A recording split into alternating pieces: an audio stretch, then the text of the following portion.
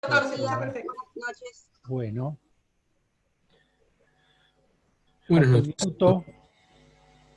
Dice tu amigo.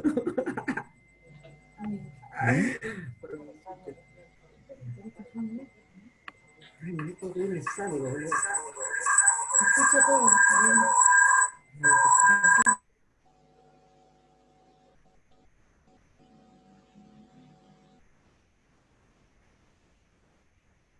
Ya son. Sí. Faltan 3 minutos, está bien.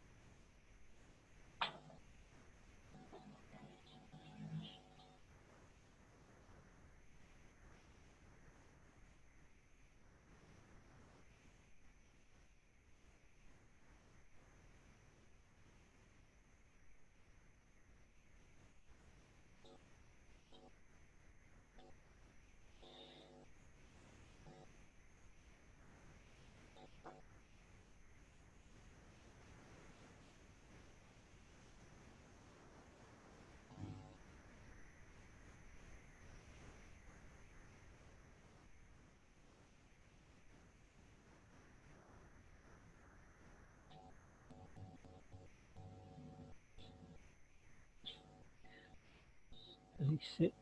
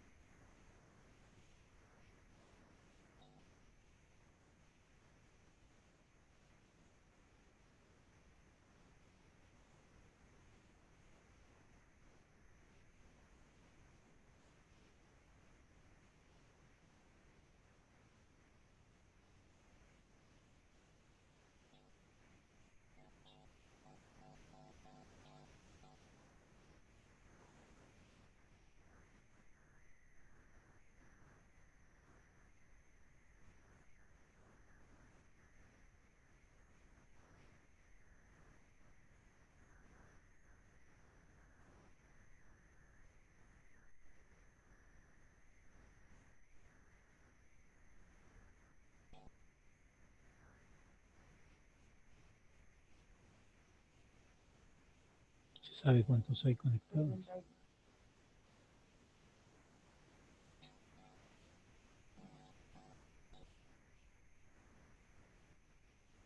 Buenas noches. Hola. Hola, Leo. Hola, Leo. Buenas noches. Buenas noches, Bueno, chicos. estamos en las 20:15 en punto y vamos a comenzar. ¿Bien? ¿En qué va a consistir el encuentro de hoy? En una primera partecita vamos a completar algo de lo que estuvimos viendo ayer sobre el tema estratégico de demanda-contestación. También, si alguno se quedó con alguna duda sobre las pautas de su inicio profesional, la recibiremos en este momento. Y después, a posteriori, vamos a ir analizando las pautas de este film que está basado en un hecho verdadero, denominado en inglés Class Action, acción de clase, y en la traducción para nosotros, que nada que ver, el proceso final. En realidad es como una acción de clase. ¿Bien? Entonces, vamos a centralizar los primeros minutos en completar algo de lo que dijimos ayer de la estrategia de demanda-contestación. Después ustedes, si se acuerdan de algo que hayan olvidado preguntar ayer sobre el inicio profesional, la instalación del estudio, honorarios, actividad a la cual dedicarse, etcétera, etcétera, recibiremos nuevamente inquietudes. ¿Bien? Como decíamos ayer, por ejemplo, en materia de demandas vimos la legitimación activa, la legitimación pasiva, la competencia, la posibilidad de pedir el beneficio de litigar sin gastos y otras variables. También cuando uno inicia una demanda, tiene que pensar cuántos demandados quiere tener. Porque, por ejemplo, en un accidente de tránsito, vamos a suponer el que sucede en la esquina de la Facultad en 25 de Mayo, Irigoyen, si alguno de los colectivos que circula por 25 de Mayo, pasando la luz roja, embiste a alguien o un automotor que viene por Irigoyen, se abren la posibilidad de varios demandados. Podemos demandar al chofer del micro, podemos demandar a la empresa, podemos demandar al titular del automotor y también no olvidar el pedido de citación de la compañía de seguros que ampara al automotor demandado. Cuantos más demandados tenga yo, ¿cuáles son las ventajas y las desventajas de demandar a varios o de demandar a uno? Las desventajas son que si yo tengo varios demandados, voy a tener la misma cantidad de abogados distintos y en consecuencia, yo, única parte, voy a tener que estar con mucho cuidado en el avance del proceso y en la producción de la prueba y en los traslados y en los recursos y en los memoriales, porque del otro lado voy a tener 5 abogados que van a estar intentando desbaratar la pretensión de la parte actora. Ese es el punto negativo de tener varios demandados. Pero el punto positivo, ¿cuál es? Que si yo tengo un solo demandado, bien, voy a litigar con uno solo, con un abogado solo. Pero las posibilidades de que ese solo demandado fallezca, haya pedido un beneficio de litigar sin gastos, se concurse, se declare en quiebra, se insolvente. Si pasa eso con uno solo, evidentemente yo voy a tener una sentencia favorable para colgar en un cuadrito porque nunca la voy a poder ejecutar correctamente. ¿Está entendido?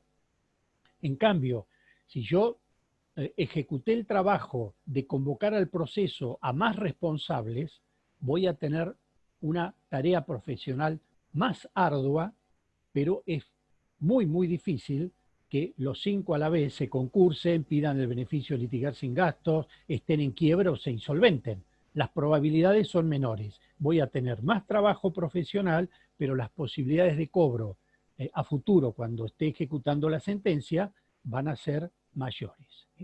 Yo siempre recuerdo, hablando esto de ejecutar la sentencia y cobrar, en uno de mis libros, en el primer libro del administrador en la propiedad horizontal, al iniciar en una viñeta yo recuerdo una frase escrita en un edificio destinado a administrar justicia en Venecia, 1700 y pico. Venecia en aquel momento era el enlace comercial entre Asia y Europa más importante que existía.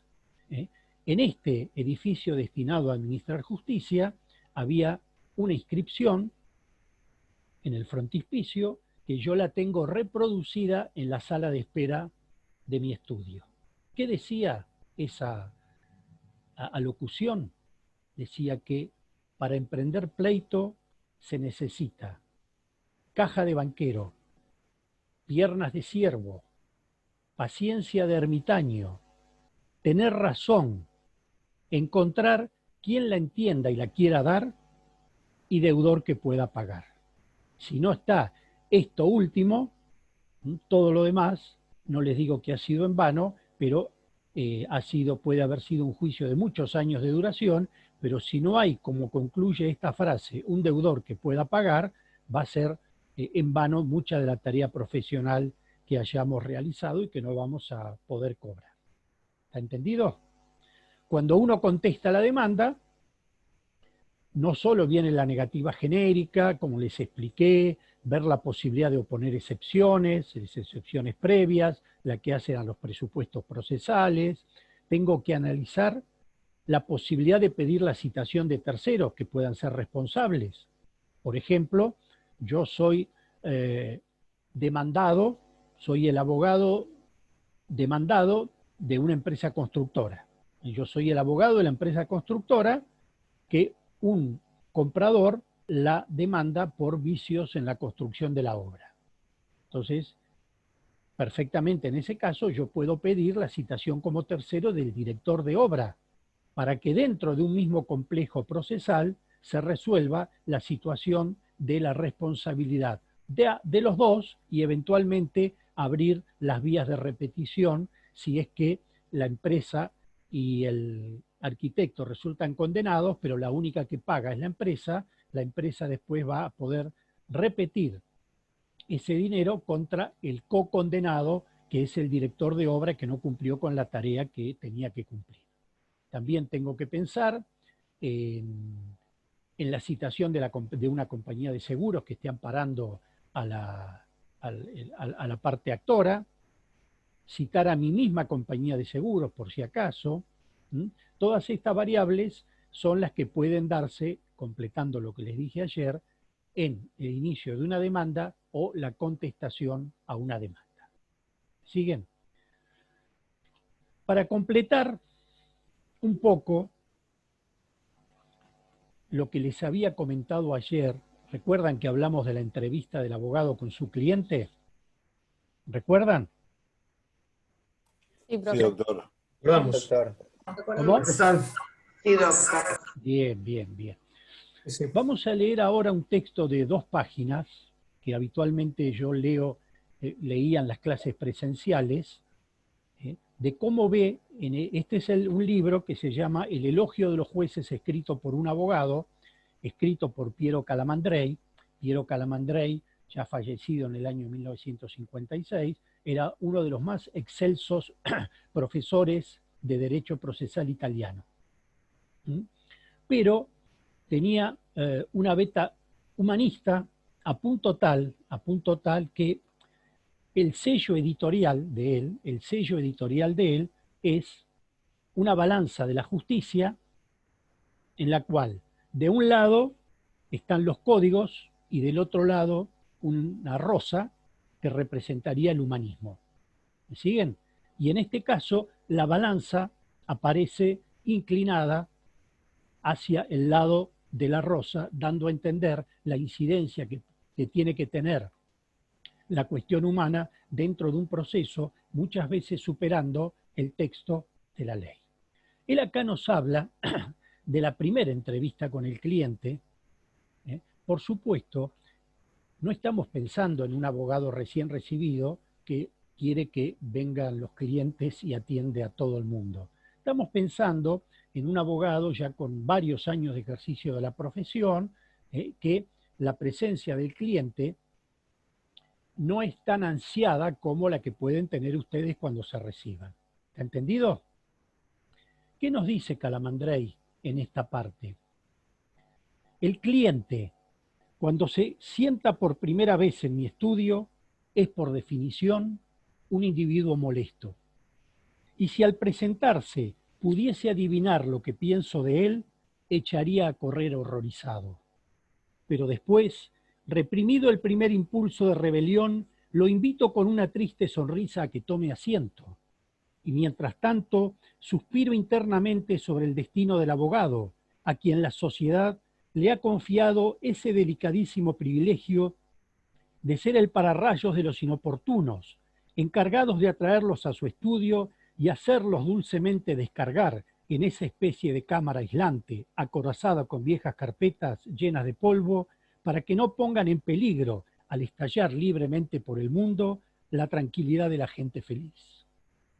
El cliente se sienta pues frente a mí, y yo, con la resignación de la víctima dispuesta al sacrificio, lo invito a que hable. Pero en los primeros minutos no puedo escuchar con atención lo que mi interlocutor me refiere. Estimulado por la voz extraña de ese intruso que habla de letras de cambio vencidas y de mercaderías que no son iguales a la muestra, mi pensamiento tiende a evadirse hacia imaginarias playas donde no existan letras de cambio ni mercaderías.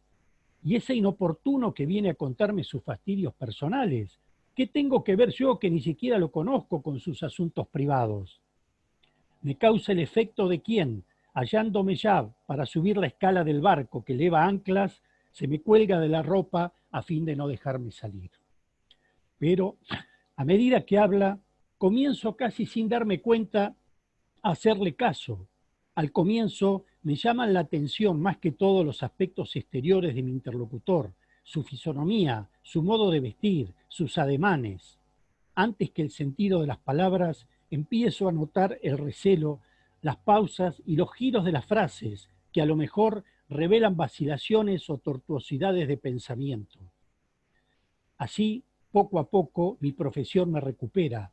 Basta el significado de algunas frases para formular el primer diagnóstico. Son tan pocos los esquemas abstractos a que puede reducirse desde que el mundo es mundo, las desventuras humanas, que para hacerse una primera clasificación no se necesita mucho esfuerzo. Después, bajo los caracteres genéricos, el caso adquiere en la exposición del cliente una fisonomía propia, cada vez más acusada. Advierto que hay un punto en el asunto que ha sido silenciado o rozado apenas y alrededor del cual el narrador da vueltas con temeroso recelo. Descubro, bajo esas frases vacilantes, una vergüenza que no se atreve a manifestarse, una amargura que no se quiere confesar, casi el temor, diríamos, de poner el dedo en una cicatriz que todavía duele. Y entonces siento que los esquemas abstractos ya no sirven. Hay que salirse de la genérica indiferencia profesional que quisiera conformarse con las aproximaciones y acercarse con respetuoso deseo de comprensión al caso individual, que no es asimilable a ningún otro porque cada ser humano es único y cada dolor es nuevo. Llegado aquí, me veo en la precisión de interrumpir el relato de mi cliente. Siento ahora la necesidad de interrogarlo, de llevarlo al punto de partida, de pedirle explicaciones sobre los huecos que su narración ha dejado en la sombra. Los distintos fragmentos de su relato tienden a coordinarse y soldarse a través de mi investigación. Las partes quedan así invertidas. Era él quien me oprimía con su relato, ahora soy yo quien lo apremia con mi interrogatorio. Y cuando por fin consiento en dejar que se calle, su corazón está vaciado. Su caso es ahora mi caso. Ahora lo conozco mejor que él. Su asunto, pasado en limpio a mi pensamiento, está ordenado y aclarado. Ha asumido en él una justificación lógica cuya existencia antes ignoraba. Y si mi cliente quiere saber cómo se ha desarrollado, será él quien de aquí en adelante tendrá que pedirme a mí explicaciones. Cuando el cliente se va, el mundo del abogado está poblado con una experiencia nueva, es decir, con una pena más, pero también con una razón más para sentir cariño a la vida.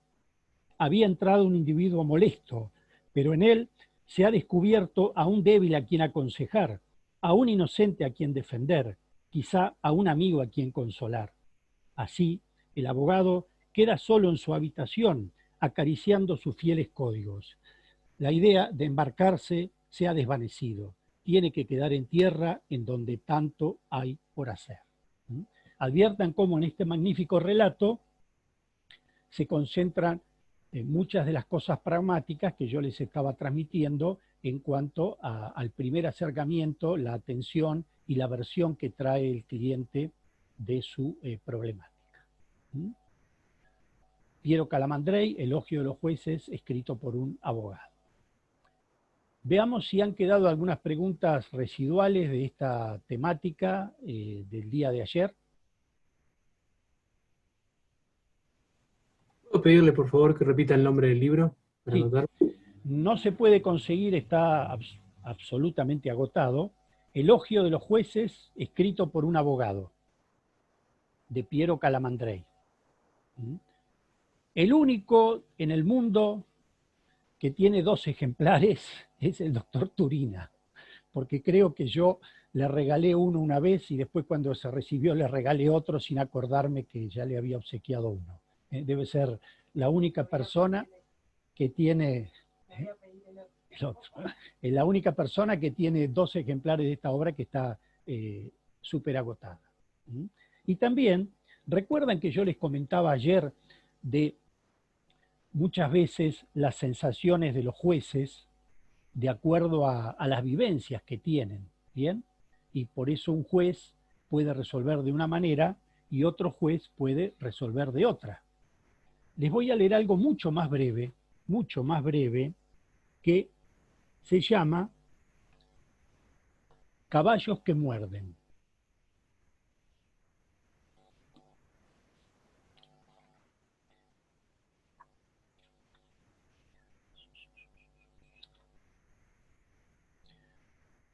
Cuando ustedes vean en la segunda parte de la cursada, la parte de los recursos extraordinarios ante la Suprema Corte o ante la Corte Suprema, van a ver un elemento fundamental que establece que estos tribunales no se involucran en cuestiones de hecho, sino de derecho. ¿Está claro?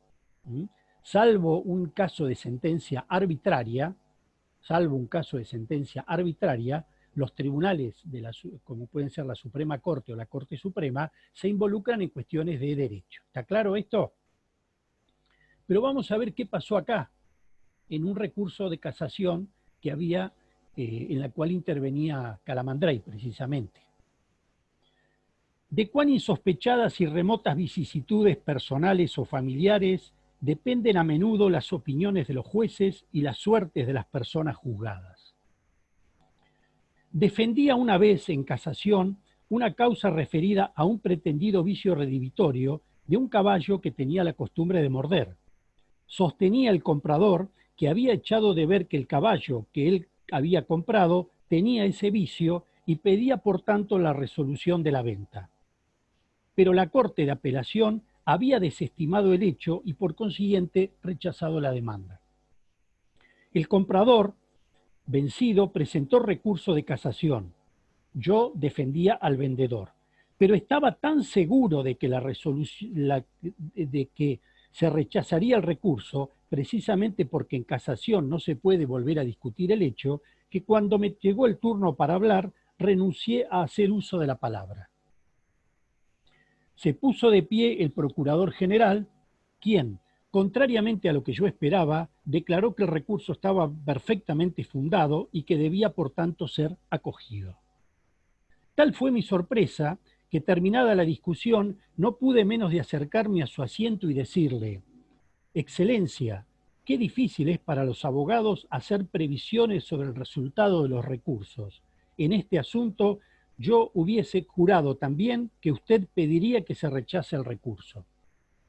Me contestó: mi querido abogado, contra los caballos que muerden nunca se es lo suficientemente severo.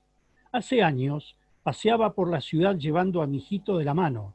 Pasamos cerca de un coche de caballos parado junto a la acera. Usted no lo creerá, pero aquel caballo de aspecto inofensivo se dio vuelta de pronto y le mordió a mi chico el brazo.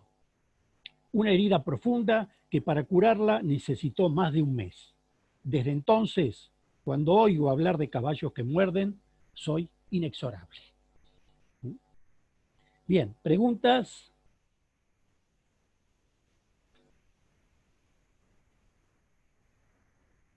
De lo que estuvimos charlando ayer. No, doctor, creo que fue clarísimo. Creo que fue una enriquecedora charla, la verdad. La verdad yo por lo menos me fui bastante conforme y contento con lo que escuché en la clase. Así que no Bien. pregunto.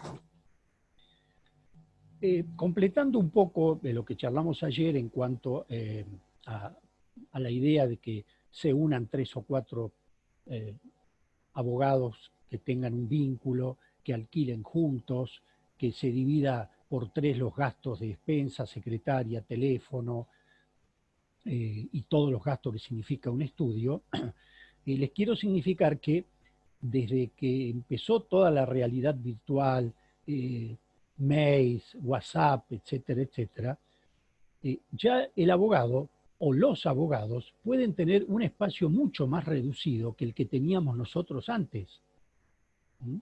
Por ejemplo, a esta hora, salvo que yo tuviese clase, en mi sala de espera habría 5 personas, a esta hora hasta las 10 de la noche. ¿Me siguen? ¿Qué sucede? Ahora no hay nadie. ¿Por qué? Porque el que recibió la carta documento y que es mi cliente y recibió una carta documento me la pasa por WhatsApp para que yo la conteste. El que quiere ver el contrato de locación me lo manda por mail. El que quiere consultarme algo me manda un WhatsApp o me escribe un correo electrónico y me manda escaneada toda la documentación que hay que ver, que por supuesto yo la miro, la analizo y después le digo cuáles son mis honorarios y la cuenta bancaria en la cual me tiene que depositar. Pero la presencia física ahora es casi nula después de las 6 de la tarde, por lo cual lo que les quiero significar que los espacios físicos que ustedes necesitarían para un estudio no son ni la quinta parte de lo que uno tenía en su momento y sigue teniendo en estos momentos en el estudio. ¿Eso qué facilita? Menores costos de alquiler, menores costos de expensas, menores costos de servicios de iluminación, etcétera, etcétera, etcétera. Hay muchos abogados que se manejan todo por WhatsApp y a lo mejor su estudio, su despacho, donde reciben a la persona, tiene 3 metros por 3 metros y nada más, ni siquiera sala de espera. Porque, les reitero, esta modalidad hace que la presencia física de las personas sea muchísimo más reducida que años atrás. Esto, por supuesto, ustedes lo viven diariamente. Hace 15 años atrás, uno iba al Palacio Municipal y la gente hacía cola hasta la vereda para pedir la liquidación de la tasa municipal. Hoy van al Palacio Municipal y no hay nadie. Y así ha sucedido con todos los grandes edificios que ahora han quedado totalmente sobredimensionados. Y también han quedado sobredimensionados el perfil del estudio jurídico de 20 años atrás. ¿Bien? Bueno, vamos a ver esto del proceso final. ¿Lo tienen a mano ahí? Sí, doctor. Bueno, vamos al punto 2. ¿De qué manera se recaba la prueba inicial en este tipo de procesos y en qué ámbito?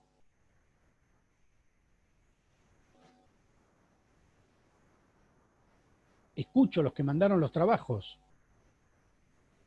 Se recaba la parte actora en este caso, empieza recabando información con el cliente, con el primer cliente que llegó, que es el que estaba en silla de ruedas por el incendio, que había perdido la familia.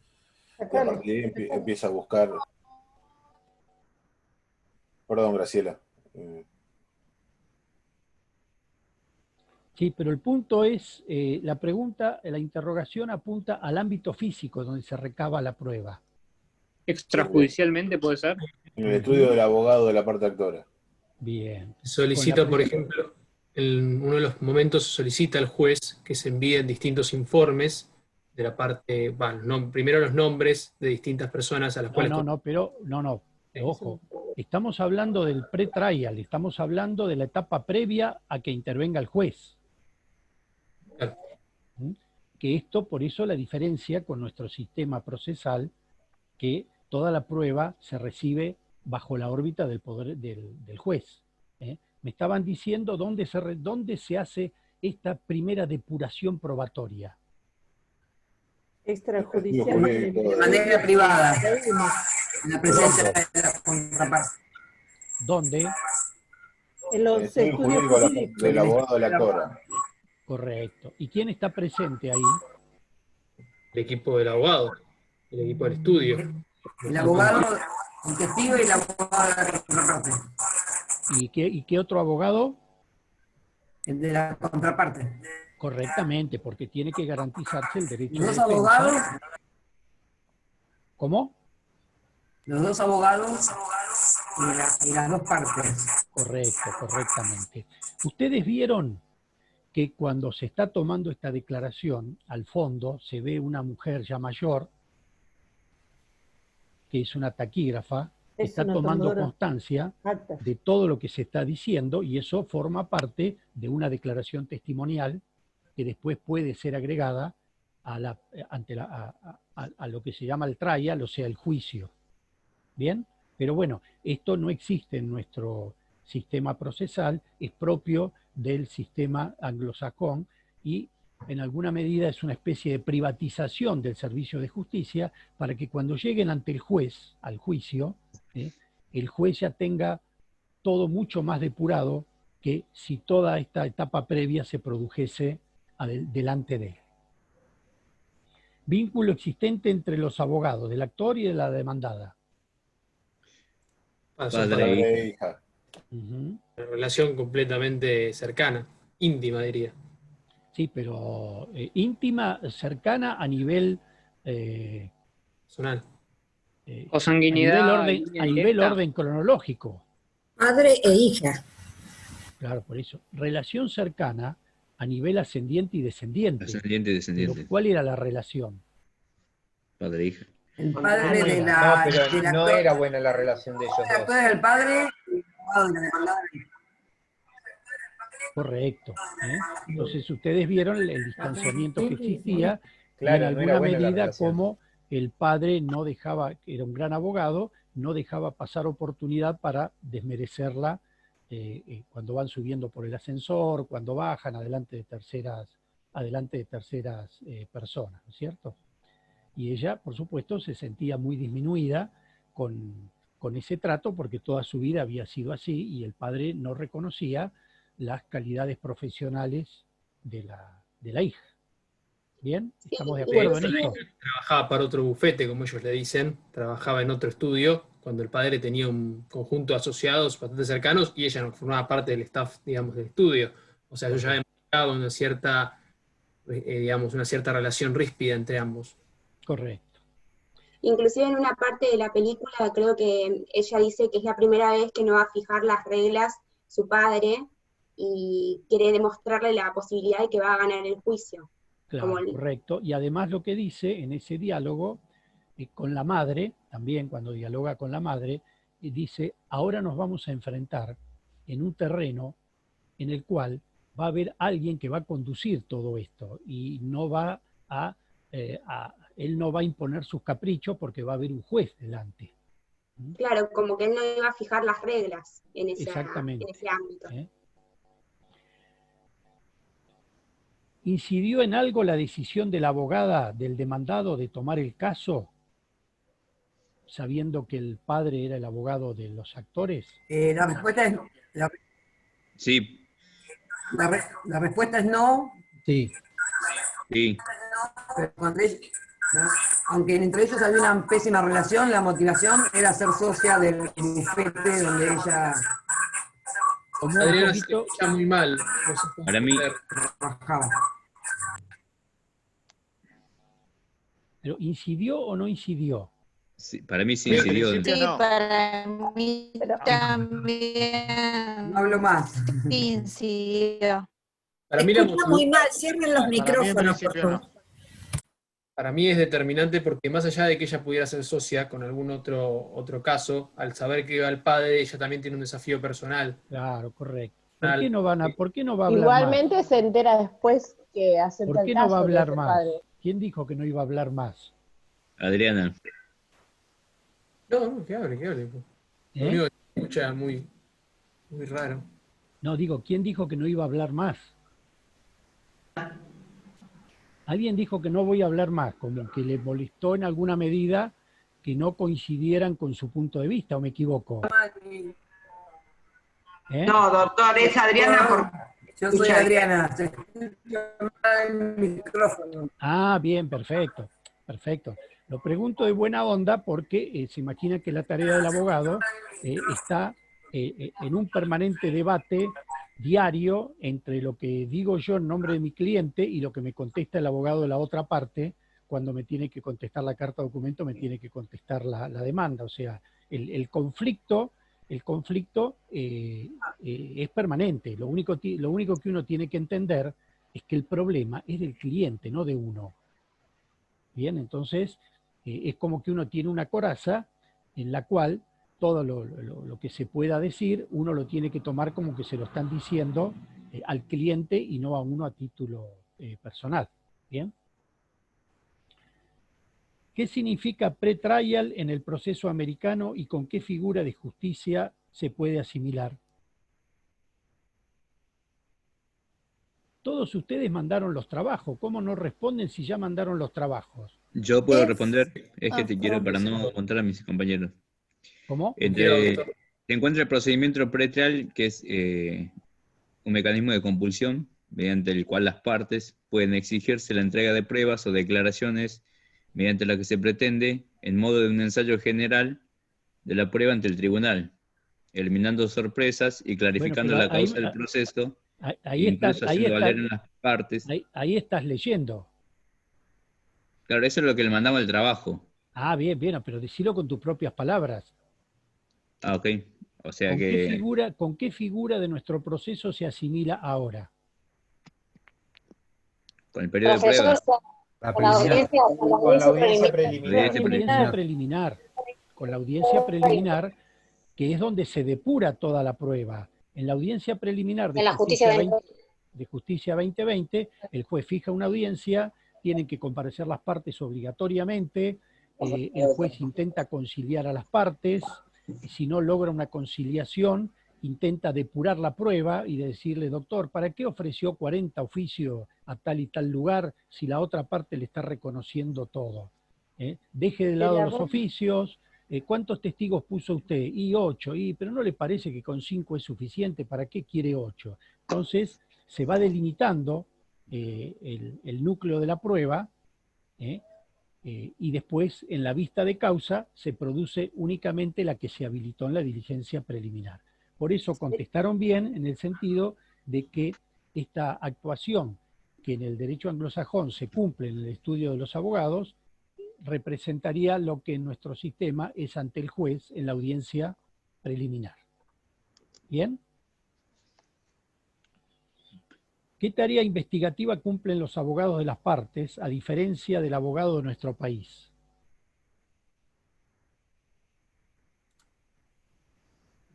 La búsqueda de testigos. Los abogados aportan la prueba informativa, a diferencia de los abogados de nuestro país que la aportan las partes. Bien, pero me refiero a la actitud del abogado. Es más de un modo... Más investigadora. Tiene algún tipo más de intervención en la es como un papel fiscal, es como una fiscalización. Claro, tiene una atribución por ahí de en vez de solicitar tanto la creación de medios probatorios, lo que pide el abogado, lo que realiza, se expiden actividades en búsqueda de recaudar prueba por sus propios medios, más allá del ámbito judicial. Correcto. Hay un activismo profesional en estos aspectos. Por eso, de manera más activa actúa el abogado. Correcto. Se le da más libertad. En la parte penal ustedes habrán visto algunas películas. En la parte penal, por ejemplo, me acuerdo de Tribunal en Fuga, donde se contratan, por ejemplo, asistentes que se especializan en investigar quién es quién desde que nació.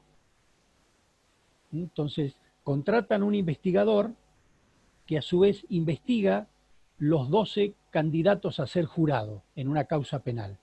Entonces, esta gente que tiene información universal sabe desde el momento que nació cada uno del jurado cuál es su tendencia, si alguna vez le pegó una cachetada a un chico negro, si alguna vez consumió droga, si alguna vez le pegó a una mujer, si alguna vez escupió la bandera, y con todos esos elementos, el abogado que pide la asistencia de este investigador está en condiciones de impugnar a ese jurado cuando no le conviene por su perfil, porque es altamente probable que declare en contra de su cliente.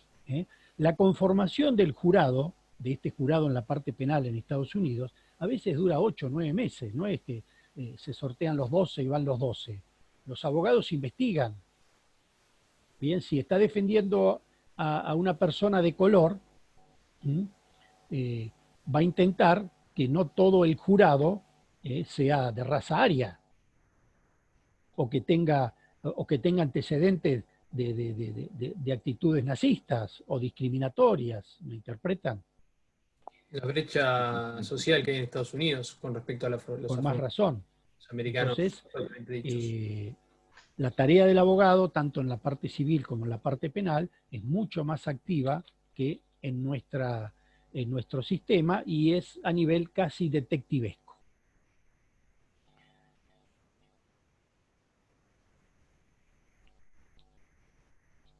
¿Qué importancia tenía el testigo Pavel para la parte actora? Pavel era el ingeniero, ¿se acuerdan? Era el que había hecho el informe que acreditaba que los autos no estaban aptos para funcionar.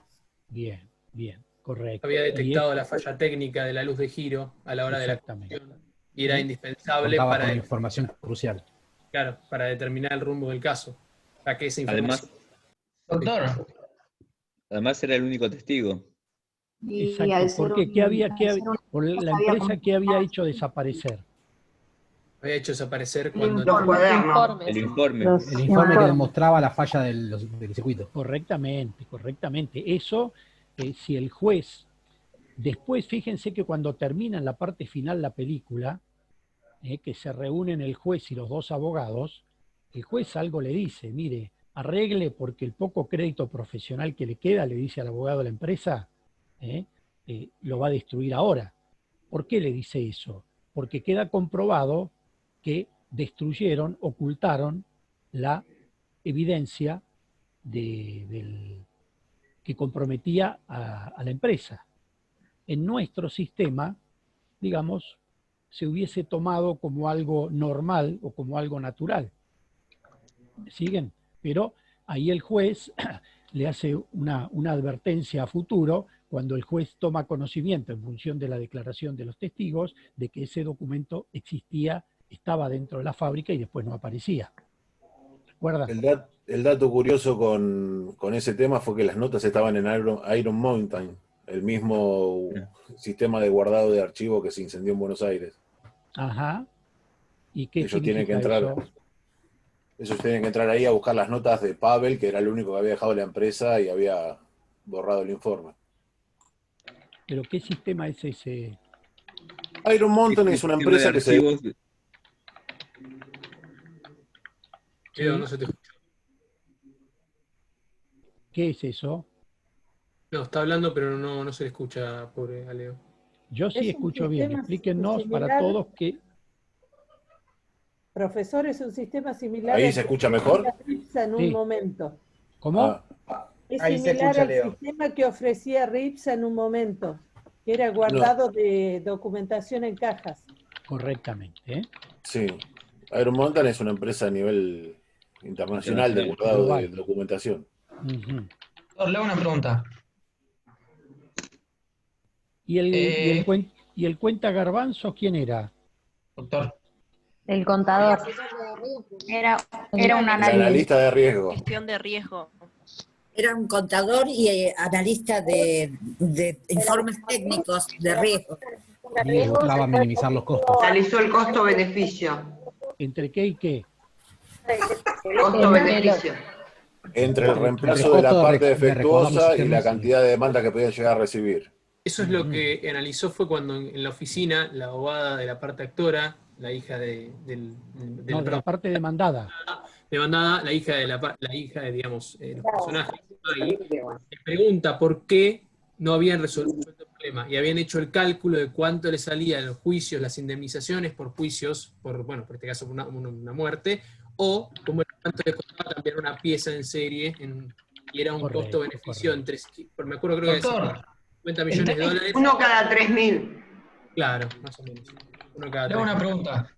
20 ¿Está millones. inspirado en el caso Ford Pinto, esta película? Sí, correcto, el Ford Pinto, claro. Es el caso del excelente. Ford Pinto. Sí. Profe, ¿le puedo hacer una consulta? Sí. ¿Sí? ¿Sí? Cuando usted dijo la parte donde el juez se ponía a hablar con los abogados, etcétera, etcétera, yo de ahí analicé otra cosa. Yo creo que el juez, por lo que entendí de la película, le dijo que éticamente habían trabajado muy mal como estudio, porque el abogado en el momento en que el dueño de la empresa lo llama para decirle si esto le podía llegar a traer consecuencias a futuro, el tema de evaluar entre si convenía más que lo demandaran o cambiar todo lo que estaba defectuoso, él le dijo que no se preocupara, que lo podían arreglar. Yo, o sea, por lo que yo entendí, el juez fue a ese punto, que éticamente y moralmente en la profesión había sido un desastre esa recomendación. Correcto, sí, estamos en el mismo discurso, estamos en el mismo discurso, cuando él toma conocimiento de lo que estamos hablando del famoso cuenta garbanzos que hacía y esto del cuenta garbanzos, es en la película y es de todos los días en todas partes del mundo, en Mar del Plata y en toda la Argentina. ¿Cómo funciona esto? Por ejemplo, las tarjetas de crédito liquidan intereses que no corresponden. La tarjeta de crédito le baja un seguro de 25 pesos por si le roban la plata en el cajero, ¿no? Primero que no le piden permiso al consumidor. En segundo lugar, ¿con qué especulan? Dice, bueno, si le bajamos 25 pesos, 30 pesos, 40 pesos, ¿quién va a venir a mandar una carta documento por 50 pesos? Si la carta documento sale 640. Entonces, parece una nimiedad, pero esos 30 pesos hay que multiplicarlos por 500.000 cuentacorrentistas en todo el país. Y entonces ellos dicen, bueno, sigamos con esto, total que venga uno, que vengan 10, que vengan 20, le acreditamos lo que le cobramos y listo. ¿Cuándo se les complica la vida? Cuando viene una asociación de consumidores. Viene una asociación de consumidores especializado en este tipo de situaciones bancarias, inicia una demanda grosa, pide daño punitivo y después el banco termina devolviendo la plata que cobró de más, sufre descrédito y después le aplican un daño punitivo de 20, 30 millones de pesos. O sea, esto está todos los días. ¿Bien?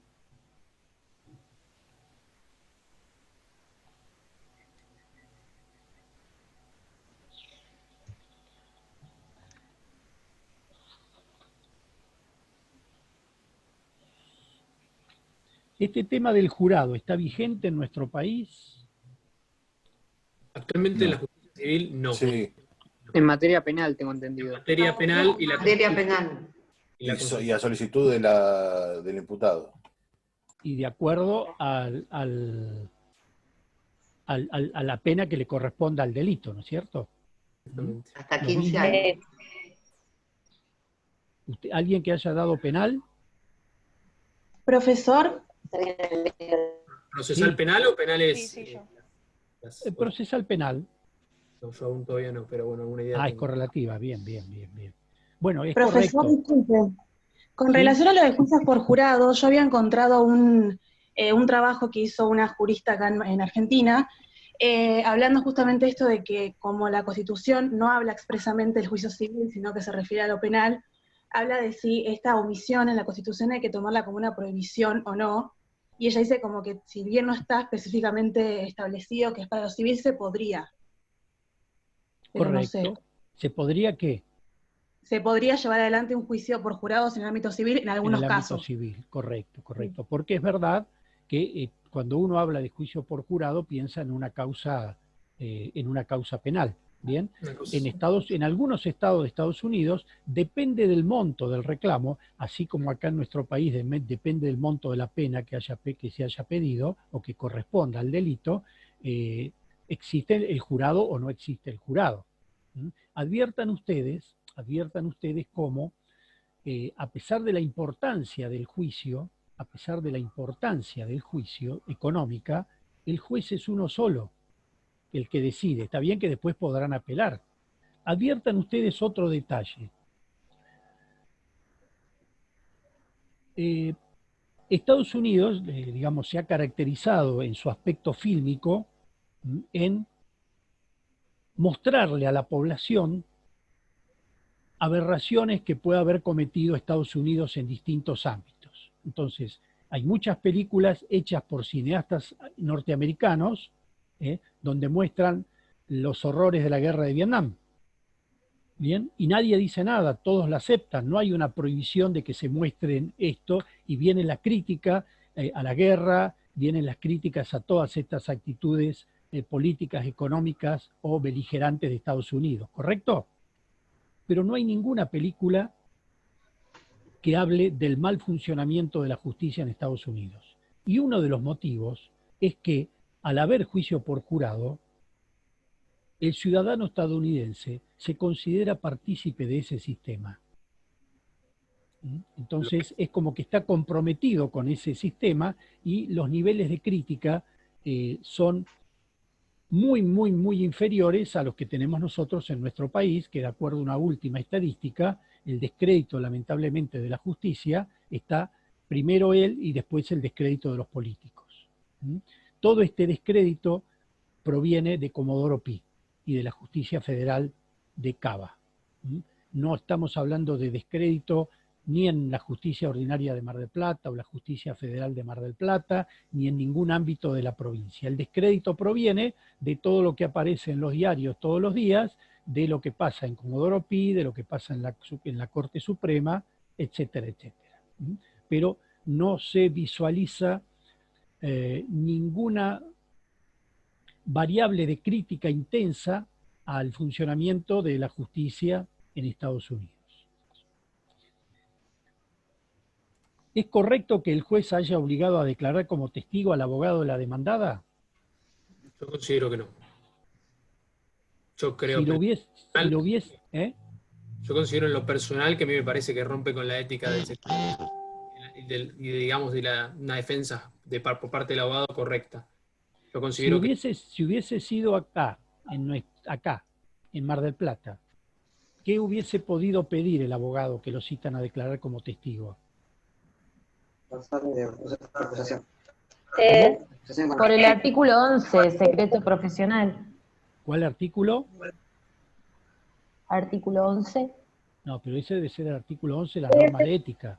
De las normas de ética, soy el 11. Yo hubiera pedido que no. La que te pongo el artículo 17, cuando menciona la causal de recusación con expresión de causa, que en este caso tener interés en el resultado del pleito. No, pero el punto es, ¿ustedes no vieron prueba? Sí. Bueno, ¿no vieron prueba de testigos? Sí. ¿Y no dice nada? No fue citado con el tiempo previsto para la citación de testigos. O sea, ¿declara en contra de sí mismo? ¿Cómo? No está declarando contra sí mismo. Hay otra figura. ¿Qué figura hay para negarse a declarar? Está cometiendo un delito de violación de secreto profesional para mí. Correctamente. No puede, no puede excusar el secreto profesional. Nadie puede, digamos, él no puede declarar porque estaría cometiendo un ilícito. Él Correcto. viola el secreto profesional, digamos. Ni el juez lo podría liberar del secreto profesional.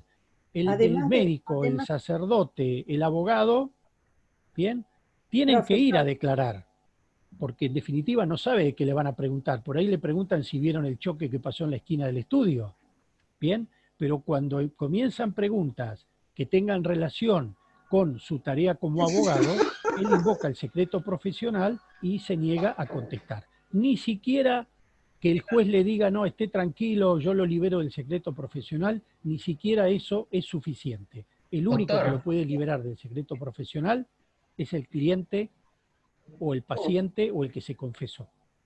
Además, eso en este caso aparece como una cosa muy traída de los pelos que el juez le diga, venga a declarar.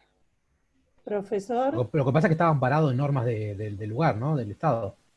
Correctamente, por supuesto. Por eso estamos viendo estas diferencias. Por eso estamos viendo estas diferencias, porque, por ejemplo, yo les estoy explicando lo que vimos en la película y ahora ustedes recuerdan lo que ya tendrían que haber recordado en mayor cantidad de estudiantes que están acá presentes, que se puede amparar en el secreto profesional. Y en caso, doctor, de no haber sido el abogado se cortó. Profesor, ahí también no está el interés en el pleito. Sí, pero el que tenga interés en el pleito no impide que la persona declare. Bien, porque estamos hablando de las generales de la ley. Si yo voy, me llaman a declarar y yo digo, soy el hermano, yo puedo declarar, pero mi testimonio no va a tener el mismo peso que un tercero absolutamente ajeno. O sea, las generales de la ley no impiden ni liberan al testigo de la obligación de ir a declarar. Lo único que hace es que el juez, cuando llegue el momento de evaluar la prueba testimonial, diga, bueno, ahí nomás, porque resulta que es el concubino de la parte actora o de la parte demandada. Una pregunta, en caso que nos toque elegir si es múltiple choice, si el abogado o sea, puede ser citado como testigo, ponemos que es falso, digamos, no puede ser entonces citado, o puede, pero puede plantear, digamos, esa es la respuesta. secreto. Esa es la respuesta, es decir, ustedes tienen que pensar que ante estas preguntas, puede, por supuesto, ¿puedo yo matar? Sí. Puede. Poder puede realizarlo. Poder puede. ¿Y está prohibido? De hecho, puede hacerlo y que, no va a estar imputado en una imputación de homicidio. Fíjense que el Código Penal no prohíbe matar. El Código Penal dice será sancionado con tal de prisión a reclusión perpetua al que cometiera homicidio, etcétera, etcétera. Entonces, ustedes tienen que diferenciar lo que es el ser del deber ser. Puede ser que lo llamen, y sí, puede ser y tiene que ir. Y ahí va a invocar su situación de secreto profesional y negarse a declarar. La respuesta es que puede ser citado y él tiene que ir. ¿Por qué? Él no sabe de qué le van a preguntar. ¿Cómo sabe que le van a preguntar algo del secreto profesional? Reitero, le pueden llegar a preguntar a ver si vio el accidente en la esquina del estudio donde él trabaja. Entonces, decidir si contesta o no contesta depende de cada una de las preguntas. ¿Bien? Ok. Gracias.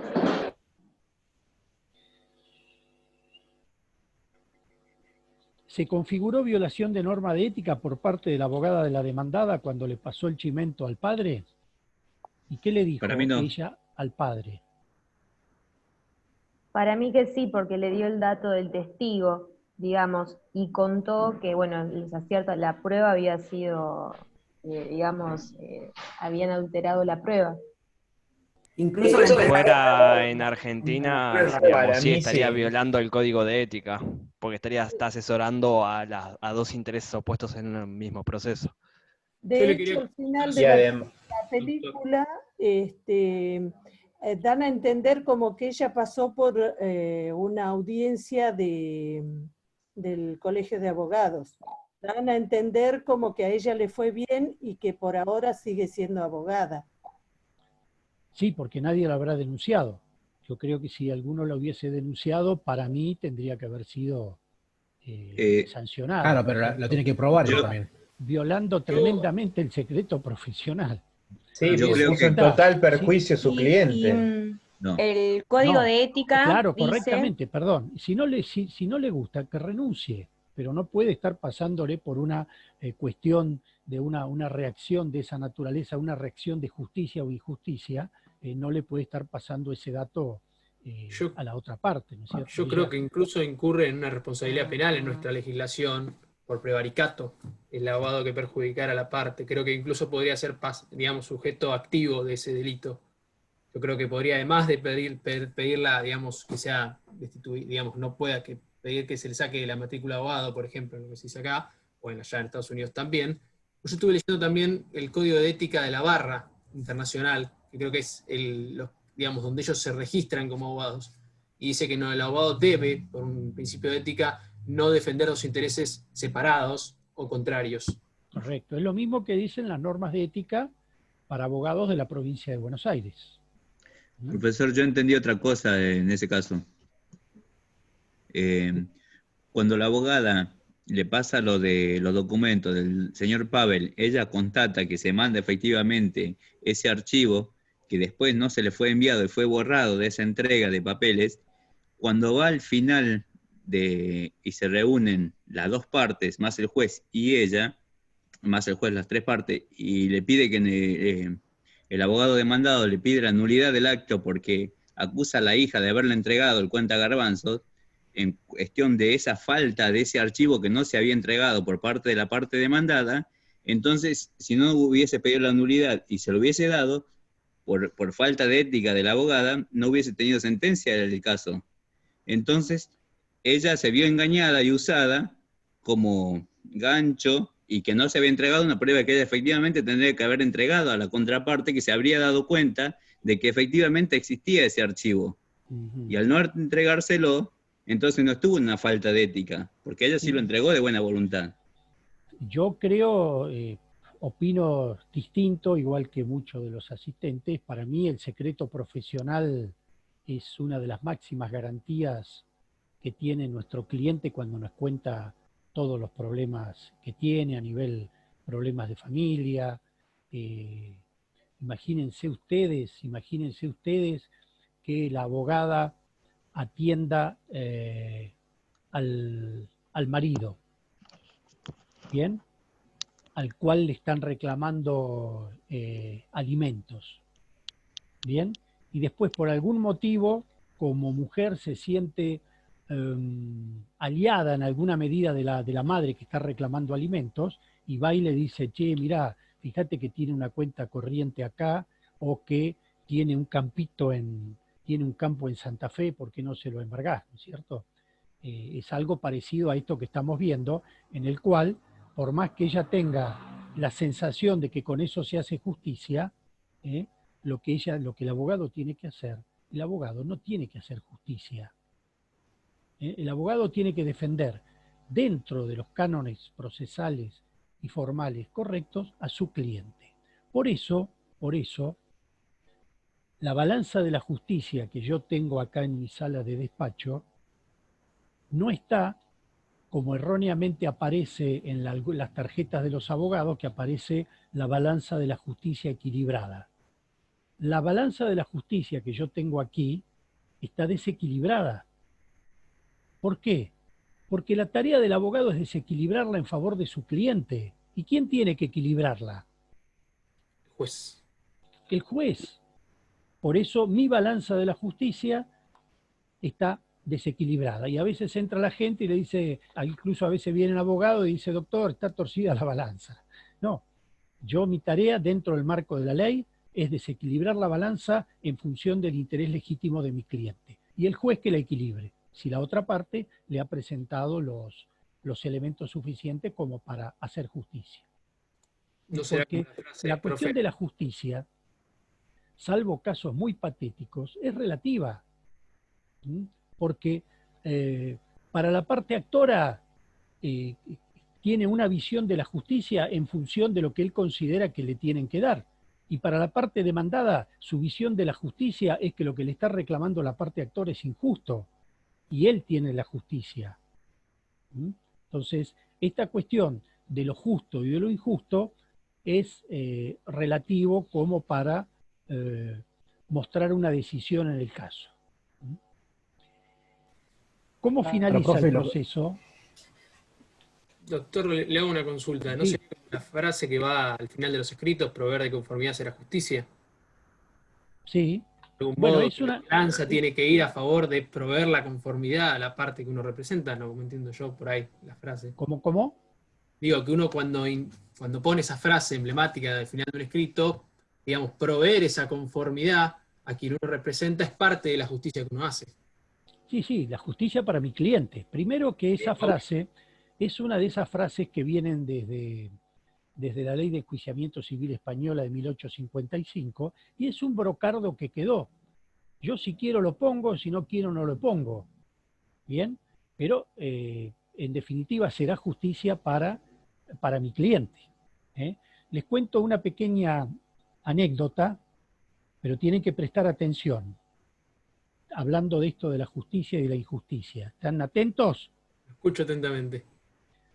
Sí, un doctor. señor, así medio, con muchos problemas económicos porque siempre andaba mal, embromaba a la gente, etcétera, etcétera, recibe una demanda. Bien, le faltaban 2 o 3 días para que venza, entonces va a ver a un abogado para que le conteste la demanda. ¿Me siguen? En realidad la parte actora tenía razón. Este hombre tampoco tenía mucha plata, entonces le dejó unos pocos pesos al abogado para que le conteste la demanda, teniendo razón la parte actora. El abogado contesta la demanda, lleva adelante el pleito el abogado de este hombre, y resulta que a los 3 años sale sentencia y rechazan la demanda. ¿Bien? Entonces, como el abogado tampoco tenía plata, le manda un telegrama, muy breve, diciéndole, fulano de tal, salió sentencia, punto, se hizo justicia. Y el otro le contesta, apele. Si el otro tenía en su mente que si se hubiese hecho justicia, tendrían que haber hecho lugar a la demanda y no rechazándola a favor de él, ¿entienden? Por eso le contesta que apele sin siquiera saber cómo había salido la sentencia. Bueno, ¿qué monto indemnizatorio otorgan? $100 millones. ¿Para quién? Para todos los actores. ¿Pero quiénes eran los actores? Creo que el actor es uno solo, ¿no? En ningún momento se da el plano o la expreso de que otras personas formen parte. Lo que me sorprende es el título de la película. Digo, como usted dice. Profesor, Sí, también está el señor que recibió las quemaduras. Bien. En un momento Yo lo interpreté como que es tipo un proceso colectivo, me pareció. En un momento decía que eran más de 150, digamos, las partes de actores. Cuando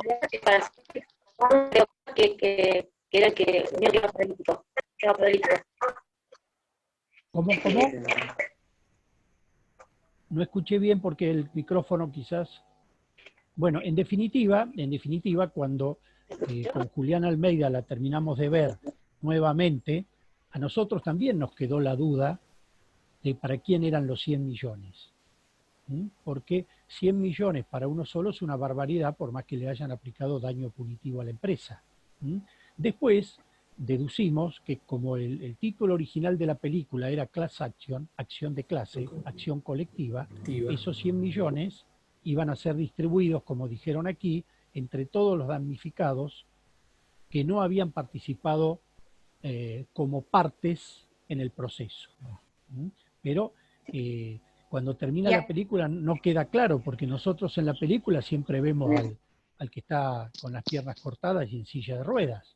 Y al final de la película, En doctor, un momento- el abogado Fred le dice a Jed que alguno de sus clientes... A ver,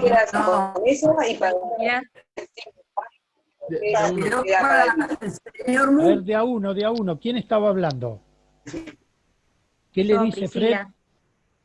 Que Fred al final de la película le dice al doctor Jed que algunos de sus clientes ni siquiera salieron tan mal parados, como dando a entender que es un litis consorcio activo, que hay varios damnificados. Correcto. No es un litisconsorcio, es una acción de clase. Es una acción de clase que es distinto al litisconsorcio, porque el litisconsorcio parte de la base de que todos están participando por derecho propio. ¿Siguen? Este tema de lo que puede ser un litisconsorcio, de las acciones de clase, cuando uno piensa en un litisconsorcio, en una acción de clase, piensa 1 contra 10, 1 contra 20, 20 contra 1. En la demanda de las empleadas de Walmart en Estados Unidos contra Walmart por discriminación, sosteniendo que habían hecho un estudio en todos los estados de Estados Unidos y determinado que había un altísimo porcentaje de cargos gerenciales y de primera línea, la proporción de los varones era tremenda. Entonces, inician una acción para que se revierta esta situación contra Walmart. ¿Y saben a cuántos beneficiaba para la parte actora esta acción? Un montón de gente, millones de personas seguramente que trabajaban en Walmart. 1,5 millones de personas. Sí. Para darles una idea de que cuando uno piensa en un litisconsorcio de Cayo contra Ticio o de Pérez contra González, el efecto expansivo que tiene este tipo de acciones de clase o acciones colectivas puede, como en este caso de las empleadas de Walmart, afectar o beneficiar a 1,5 millones de personas. En definitiva, a nosotros también nos costó deducir para quién eran los 100 millones, porque siempre nosotros lo deducimos por el título original de la película, que es Acción de Clase, lo dedujimos porque 100 millones de dólares para una sola persona es un disparate, y en cambio cerraba con los 500 damnificados que mencionaron por aquí, que 200 o 300, no recuerdo el monto, cerraba esa cifra para todos los damnificados por el mal funcionamiento del Ford Pinto que mencionaron hoy. Además de la esencia que tenía el abogado, doctor, el abogado siempre tuvo una esencia de, digamos, de hacer un poco justicia en lo que había pasado. Él explicaba un momento en su historia como padre, con respecto a su hija, cómo había puesto primero el hacer justicia, el velar por el derecho colectivo, más allá del interés económico. Yo eso lo noté bastante cuando al final festeja y con qué interés festeja, más allá de la gran indemnización que recibe.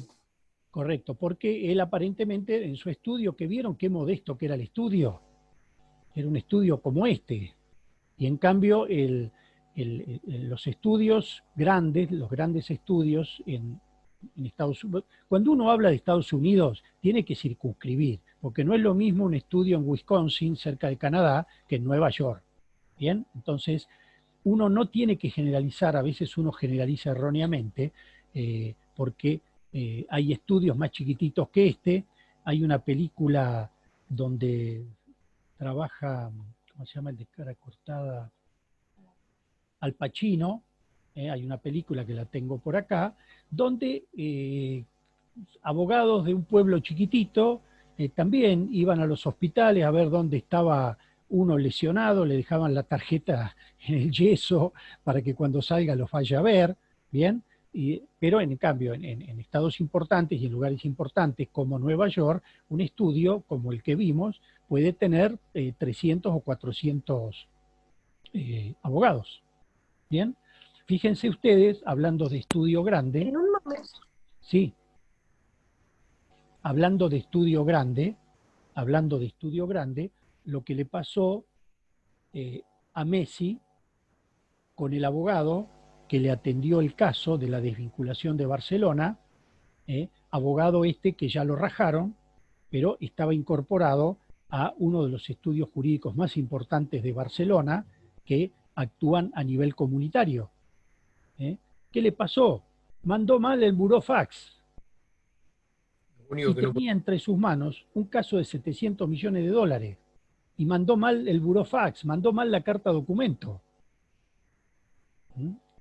Fíjense ustedes cómo a veces un error puede costar tanta plata en un caso concreto como lo que pasó hace 2 meses con la desvinculación o no desvinculación de Messi del Barcelona. Fue un error del abogado, lo echaron, y bueno, a veces uno se está preocupando a ver si la cédula de notificación salió o no salió, se está preocupando de cosas muy pequeñas, y se equivocó en un tema de 700 millones de dólares.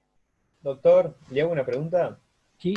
No me quedó del todo claro cómo termina el proceso, porque para mí es un modo normal de terminación del proceso y me inclino por la conciliación porque es un acto tripartito entre el juez y las partes. Sí, pero para mí terminó, no me terminó de quedar... Para mí terminó con el acuerdo que cerraron ahí, no con una sentencia.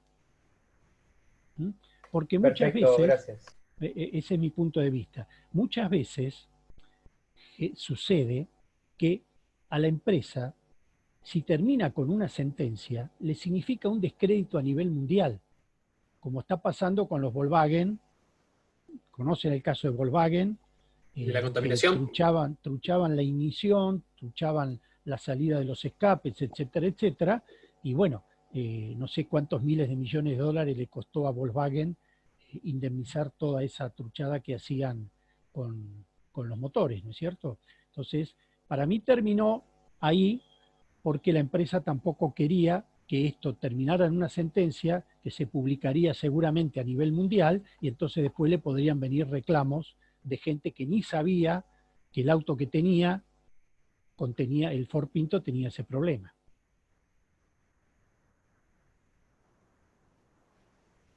Perfecto, gracias, doctor. ¿Alguna pregunta? Recuerden que mañana a esta hora tienen el simulacro de parcial, ¿eh? ¿Alguna pregunta final que puedan tener por allí?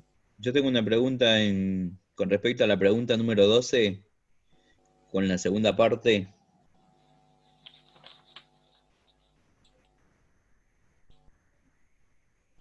¿Cumplía con la fábrica con los estándares de seguridad? Sí, sí. Bueno, sí, para mí sí cumplía. Justo teníamos nosotros en el grupo, estábamos uno con que sí, otro con que no, pero para mí sí, cumplía con los estándares de seguridad, porque si no, en un momento de la película el dueño de la empresa le da a ella las carpetas y le dice que también había independientes que habían, en aquellos años, que también habían aprobado. Correcto, sí, sí, para mí cumplía. Para mí con todos los estándares de seguridad, por eso salió a la venta. Así como también cumplían durante mucho tiempo los estándares de Volkswagen, hasta que se descubrió que no sé qué truchada hacían con los motores, con los gases, con la ignición de gases,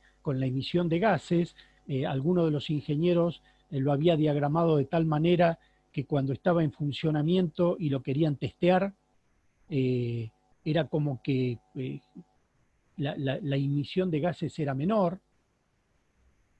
Y bueno, y esto le costó miles de millones de dólares a la Volkswagen a nivel mundial.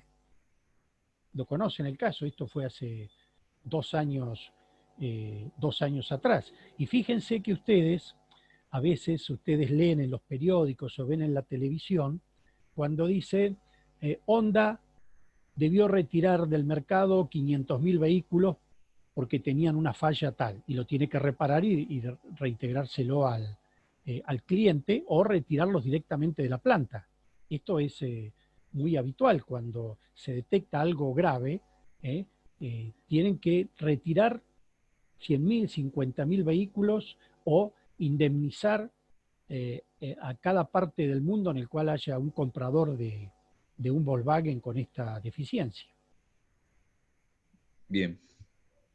Perfecto. Gracias, doctor. Ajá. ¿Alguna pregunta más? ¿Alguno que haya notado algo raro? Doctor, sí. Usted acaba de decir que mañana a esta hora iba a ser el simulacro y la profesora Nancy Arrieta puso que era a las 15 horas. No, se cambió porque los estudiantes pidieron que fueran el horario de clase. Perfecto, gracias. También, si les interesa, pueden ver una película que es una película vieja que ahora ha habido una remake de la parte penal que se llama 12 hombres en pugna.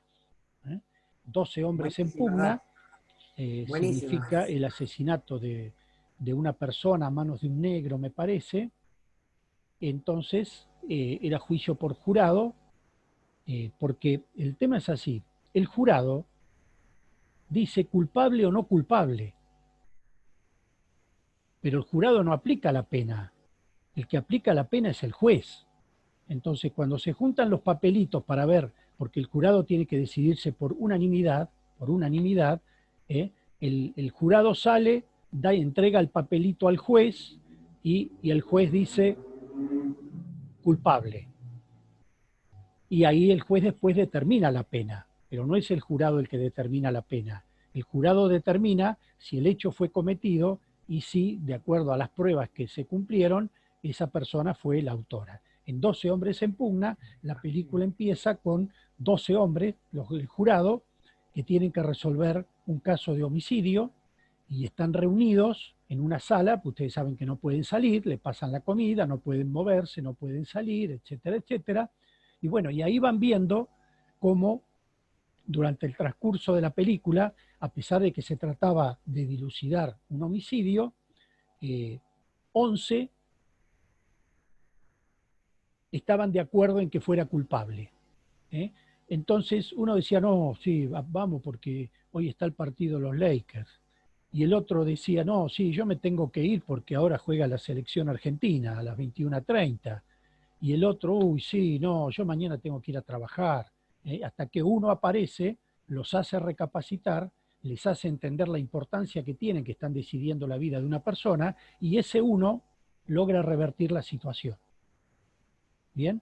Entonces, pero ustedes ahí van viendo las, entre comillas, las miserias en alguna medida de que la gente no le interesaba declararlo culpable con tal de poderse ir pronto a su casa. 12 hombres en pugna. Disculpe, una pregunta. Más fuerte. Con respecto al tema del juicio por jurado.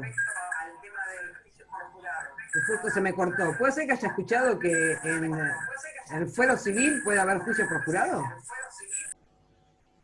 Acá en Argentina todavía no. No, me parecía que... Era sobre un trabajo de una jurista acá argentina que en realidad lo que plantea es que no hay una prohibición expresa en la Constitución del juicio por jurado. No que esté funcionando el juicio por jurado, que yo sepa. Claro, de funcionar no.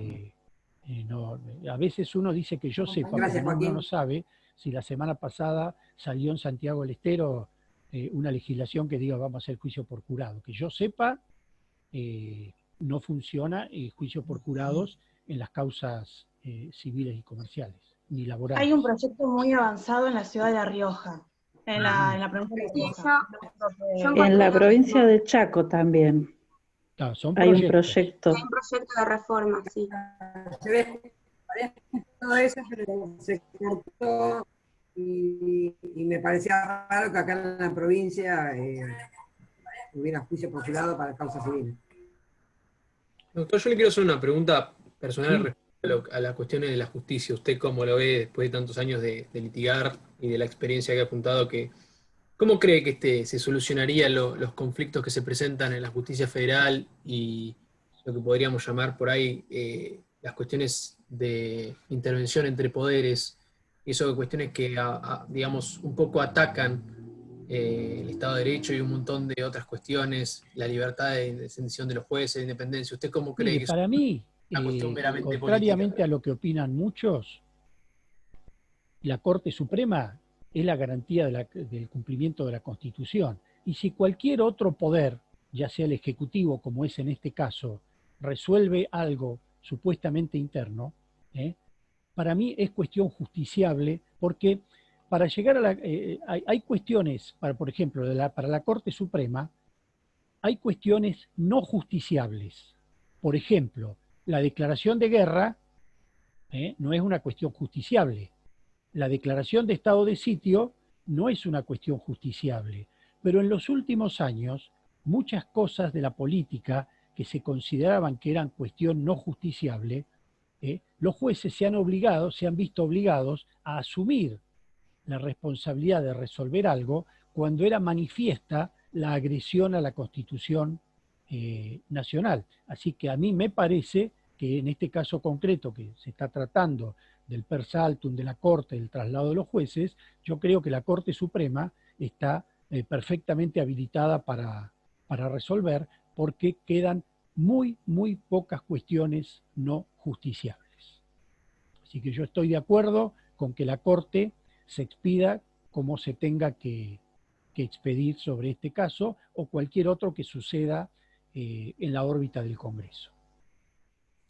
Gracias, doctor. Bueno, ¿alguna pregunta más?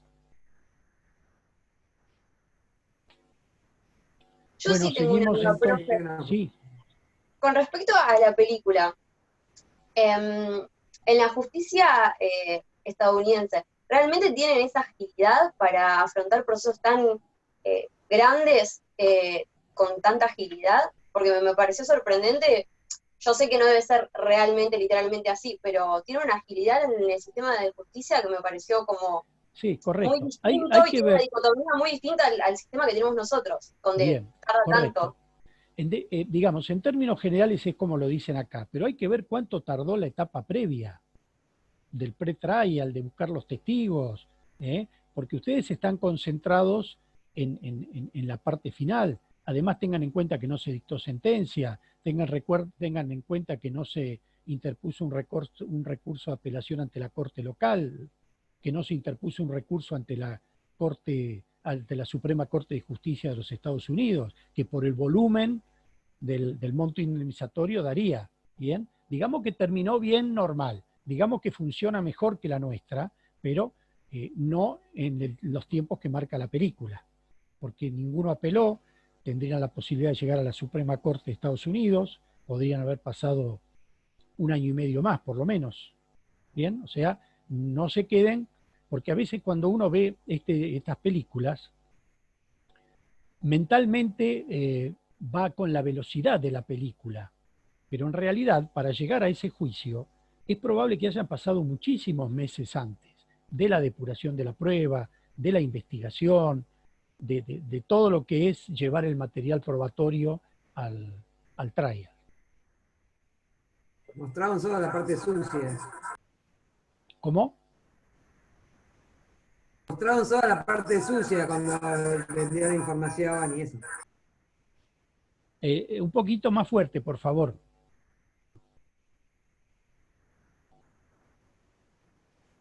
Que se mostró Bueno, lo más relevante en la película, el tema de que la hija...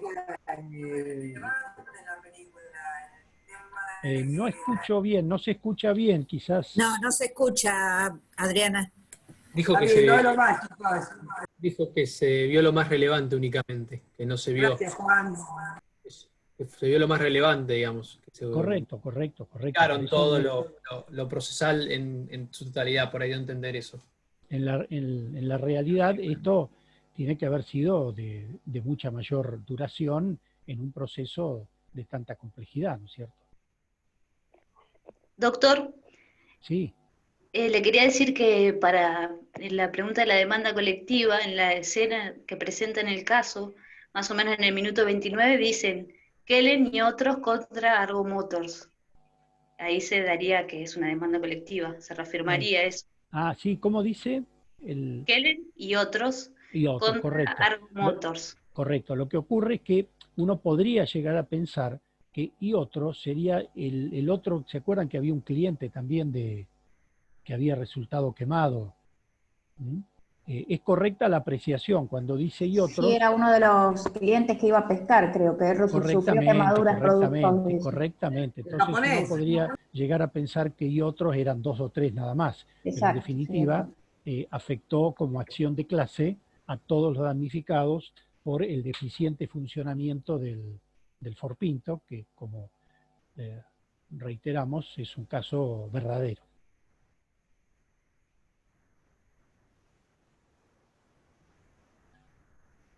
Bueno, finalizamos entonces.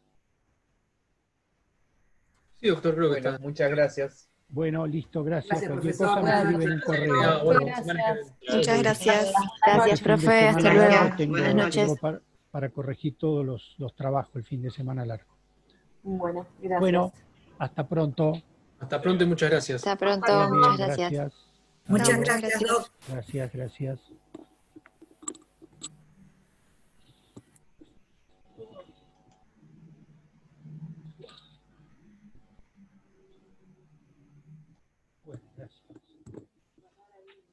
Sí.